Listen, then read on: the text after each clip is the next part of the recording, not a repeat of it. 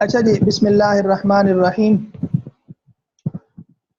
تو سبق ہمارا الحمدللہ چل رہا ہے اور ہم اس کی اب مشق کر رہے تھے کہ ہم جو جتنے مرکبات ہیں، مرکبات میں چاہے مرکب ناقص ہو اور پھر مرکب ناقص کی جو اس کے تحت ہم نے پڑھے تھے مرکبات، ان میں سے کوئی سا بھی مرکب ہو، یعنی مرکب چاہے اضافی ہو سب سے پہلے، اور اس طرح مرکب اشاری ہو یا مرکب توصیفی ہو یا مرکب جاری ہو، تو ہم اس کو کسی جملے کے اندر کیسے پہچانیں گے کہ یہ مرکب اشاری ہے، مرکب توصیفی ہے، مرکب اضافی ہے، کیا ہے کیا نہیں ہے۔ باقی اس کا ترجمہ وغیرہ تو ہم جو ہے نا، جب یہ ہم نے پڑھا تھا اس وقت ہم اس کو تفصیل سے دیکھ چکے تھے۔ تو میں بھی آپ کے سامنے کچھ الفاظ لکھتا ہوں تاکہ ہماری مشق مزید اچھی طرح ہو سکے۔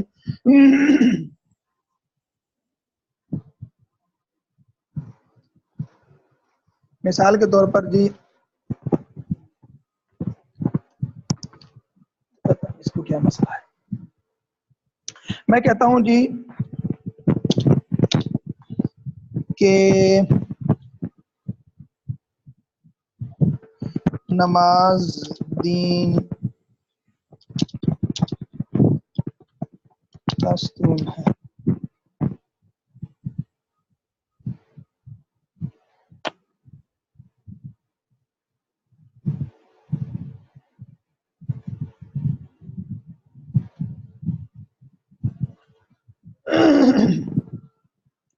جی میں نے کہا نماز دین کا ستون ہے۔ اب یہاں پر سب سے پہلی جی بات، حضرت، جیسے میں نے پہلے عرض کیا کہ یہاں پر ہمیں سب سے پہلے تو الفاظ ان کے معنی دیکھنے ہوں گے کہ نماز اس کی عربی کیا ہے جی، الصلاۃ۔ دین، دین کی تو عربی دین ہی ہے۔ ستون، ستون کی عربی کیا ہے؟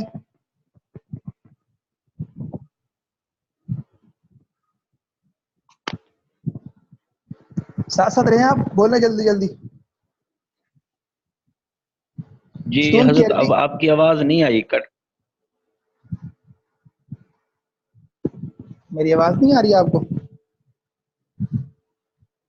حضرت آپ کی آواز نہیں آ رہی میرے پاس۔ اب آ رہی ہے حضرت، اب آ رہی ہے۔ ٹھیک ہو گیا۔ تو میں نے یہ کیا، میں نے کہا ہے کہ یہاں سب سے پہلے جو ہمارے پاس الفاظ ہیں ان کے ہمیں پہلے معنی آنے چاہیے۔ نماز اس کی عربی الصلاۃ، دین تو دین ہی ہوگا۔ ستون اس کی عربی کیا ہے آپ کو معلوم ہے؟ حضرت عماد آئے گی۔ جی ہاں بالکل، عماد آئے گی۔ تو اب یہاں پر ہم نے سب سے پہلے جو ہم نے مرکبات پڑھے ہیں، یعنی مرکب ناقص کے تحت جو ہم نے مرکبات پڑھے ہیں، سب سے پہلے اس جملے کے اندر ہم نے یہ دیکھنا ہے کہ اس کے اندر کون سا مرکب استعمال ہوا ہے۔ حضرت مرکب اضافی استعمال ہوا۔ جی ہاں بالکل، اس کے اندر مرکب اضافی استعمال ہوا ہے۔ اس چیز کو تو ہم نے لیا پہچان، اور یہ ہے جی دین، دین کا ستون۔ ٹھیک ہے، جیسے یہ میں نے پہلے بھی عرض کیا جی تھا کہ اردو کے اندر ہم کیسے پہچانیں گے مرکب اضافی ہے، تو میں نے بتایا تھا اس کی اردو کے اندر پہچان یہ کا کی، اس طرح کا ترجمہ مضاف الیہ کا، مضاف الیہ کا، یعنی مرکب اضافی کا ترجمہ اردو کے اندر کا کی اس طرح سے ہوتا ہے۔ لہٰذا دین کا ستون، جی دیکھیں یہاں پر بھی ہمیں معلوم ہو گیا کہ جناب یہ اپنا یہاں پہ مرکب اضافی ہے۔ اچھا یہ تو تھا ایک جملے جی کے اندر ہم نے مرکب اضافی کو پہچان لیا۔ اب یہاں پر چونکہ یہ ایک جملہ ہے اور جملے کے اندر مرکب اضافی استعمال ہوا ہے، تو اب یہاں پر دیکھیے کہ نماز دین کا ستون ہے، تو نماز یہاں پہ اس سے ابتدا کی گئی ہے۔ نماز کیا بن رہا ہے یہاں پر؟ مبتدا، اور دین کا ستون ہے، یہ نماز کے بارے میں خبر جی دی گئی ہے کہ نماز کیا ہے، تو بتایا کہ دین کا ستون ہے، تو یہ اس کی خبر ہے۔ تو لہذا اس جملے کا آپس میں تعلق مبتدا خبر والا ہوگا، اور ہم اس کی عربی کیا بنائیں گے جی، بولیں گے آپ؟ حضرت نماز الصلاۃ ستون عماد الدین۔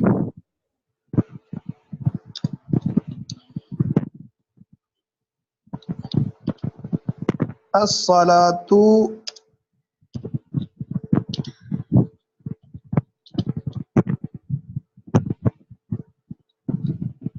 جی ہاں، الصلاۃ عماد الدین. اب یہاں پر الصلاۃ مبتدا اور عماد الدین یہ مضاف مضاف الیہ ہے اور یہ خبر بن رہا ہے. جی تو اور دوسری بات یہاں پر جو دین، یہ عماد الدین، یہ دین یہاں پہ کیا بن رہا ہے آپ بتا سکتے ہیں؟ حضرت کس اعتبار سے حضرت؟ مطلب کہ عماد الدین ہے نا، یہ عماد الدین کے اندر دین کیا بن رہا ہے؟ دین کا حضرت یہ جو ہے نا، یعنی عماد الدین دین کا ستون.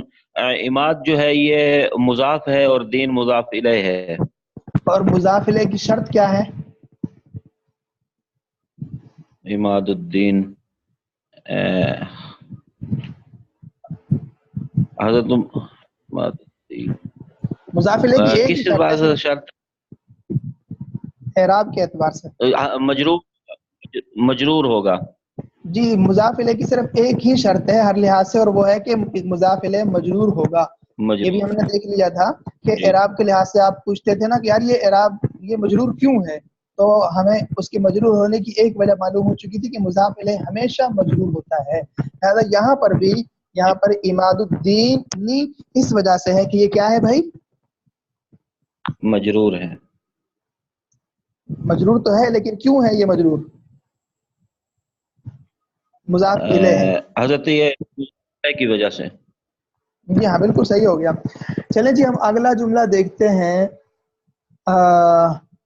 نماز مومن کی معراج ہے. نماز مومن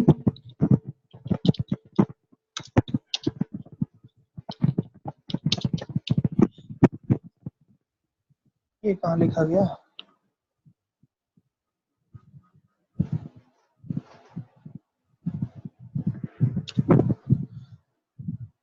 اچھا، نماز مومن کی معراج ہے، ہم نے اس چیز کو دیکھا.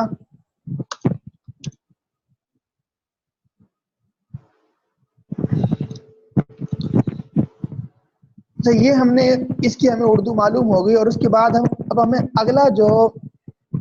اگلی جو چیز ہے اس کے اندر ہم کس چیز کو، جب ہمیں ایک جملہ معلوم ہو جائے تو اس جملے کے اندر ہم نے کیا چیز پہچاننی ہوتی ہے؟ سب سے پہلا کام کیا کرنا ہوتا ہے جب ہمیں ایک جملہ حاصل ہو؟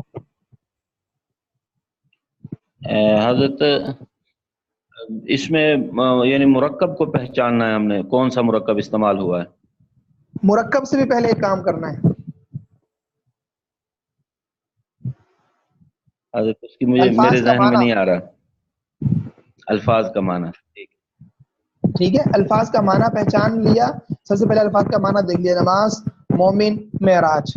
اس کے بعد پھر اگلی جی بات ہمارے سامنے یہ آ گئی کہ اب ہم نے یہ پہچاننا ہے کہ اس جملے کے اندر کون سا مرکب استعمال ہوا ہے، اور پھر جی اس مرکب کو پہچان کر اس کے مطابق ترکیب کر کے ہم اس کا ترجمہ نکال لیں گے. تو جی اب یہاں پہ نماز اور مومن، یہ تو یہاں پہ آپ بالکل سیم وہی ہے کہ مومن کی معراج. تو یہاں پہ ہمیں یہ بات جی معلوم ہو چکی کہ یہ مضاف مضاف الیہ ہے، اور نماز مبتدا ہے، مومن کی معراج یہ خبر ہے. الصلاۃ جی معراج المومن. مومن. جی اچھا، اب دیکھیں اسی طرح میں مزید آپ سے جو ہے نا، یہ تو تھی مرکب اضافی کی ہمارے سامنے مثال آ چکی. اب میں اسی طرح آپ سے کہتا ہوں کہ مثال کے طور پہ میں کیا مثال دوں اب آپ کو.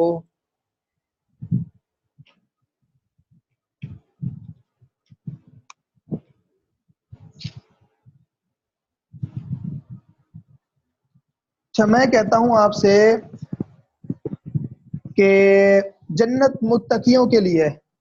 مثال دیکھیے جی، جنت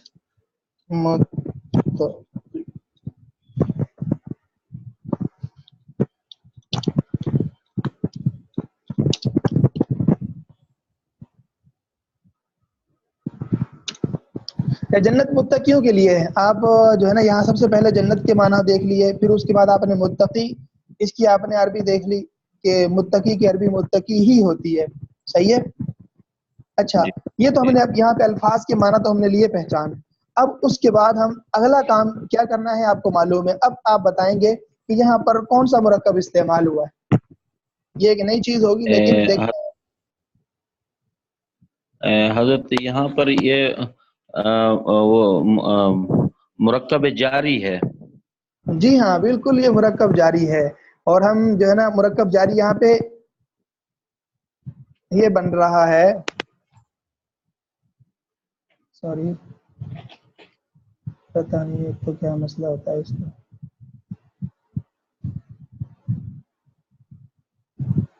ٹھیک ہے جی. جی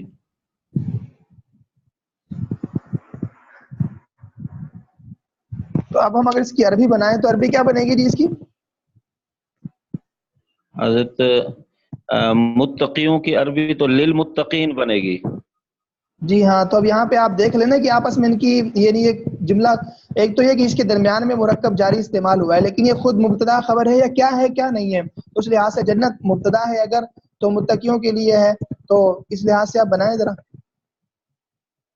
حضرت یہ جو ہے نا یعنی اس یعنی مبتدا خبر تو یہ بن نہیں سکتا حضرت، تو یہ جنت کے تحت ہے. اچھا جی دیکھیے بالکل آپ نے صحیح کہا، ابھی تک جو آپ نے پڑھا تھا اس کے لحاظ سے آپ نے بالکل صحیح بتایا ہے، لیکن ساتھ کے ساتھ یہ بات بھی یاد رکھیں کہ میں نے جیسے عرض کیا تھا نا کہ جار مجرور جو ہے نا وہ بذات خود ہم یہ نہیں کہہ سکتے کہ یہ خبر ہے، ہاں لیکن یہ کہہ سکتے ہیں کہ یہ کسی کے متعلق ہو کر خبر ہے. صحیح ہے. جی تو یعنی اب یہاں پر بظاہر ہمیں نظر یہ آ رہا ہے کہ الجنت یہاں پہ مبتدا ہے اور اس کی خبر موجود نہیں ہے، حالانکہ ایسا نہیں ہے. صحیح ہے. اس میں یہاں پر جو للمتقین ہے اس کو خبر کے قائم مقام کر دیا ہے.